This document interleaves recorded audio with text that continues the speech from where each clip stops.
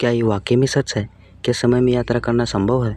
क्या हम समय यात्रा करके अपने भूत भविष्य को बदल सकते हैं? इस सदी के महान भौतिक वैज्ञानिक स्टीफन हॉकिंग का मानना है कि हाँ, हम समय यात्रा कर सकते हैं। उनका मानना है कि ये ठीक ऐसा ही है जैसे कि किसी बस में ट्रैवल करना। इस भौतिकी संसार में दिखाई देने वाली हर चीज़ के 3 आयाम होते हैं। यहाँ दिखाई देने वाली हर चीज़, यहाँ तक कि हमारे भी 3 आयाम होते हैं और उन्हीं आयामों के कारण हम इसे 3D वर्ल्ड कहते हैं। वे 3 आयाम हैं: लंबाई, चौड़ाई और ऊंचाई। दिखाई देने वाली हर चीज़ की 3 लंबाई होती हैं। हर चीज़ की ये 3 लंबाई हमें दिखाई देती हैं, लेकिन इसके अलावा एक लंबाई और होती है जो हमें दिखाई देती है लेकिन हम उसे कम महत्व देते हैं। किसी भी वस्तु की लंबाई, चौड़ाई और ऊंचाई के अलावा समय नाम की एक लंबाई और होती है। यही वो लंबाई है जो हमारी समय यात्रा की कल्पना को सच में बदल सकती है।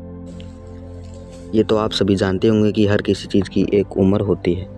जैसे मनुष्य की औसत आयु 80 साल और किसी कुत्ते की आयु 14 से 15 साल, तो वहीं कछुए की औसत उम्र 200 साल तक होती है। ये उस चीज़ की लंबाई कहलाती है। इसके अलावा हमारी पृथ्वी और इस ब्रह्मांड में ऐसे भी ऑब्जेक्ट्स हैं जिनकी समय लंबाई अरबों सालों तक की होती है। जैसे कि पृथ्वी पर नज़र आने वाले पहाड़ों की समय लंबाई हज़ारों सालों तक होती है। तो वहीं हमारे सोलर सिस्टम के केंद्र में स्थित सूर्य की समय लंबाई अरबों सालों तक होती है।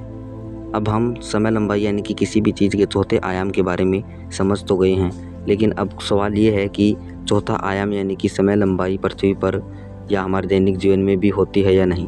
तो इसे आप एक साधारण से उदाहरण से मान लीजिए, आप पैदल कहीं जा रहे हैं। जिस रास्ते पर आप पैदल जा रहे हैं उसका रास्ता सीधा है। इससे आपको एक आयाम यानी लंबाई मिलती है।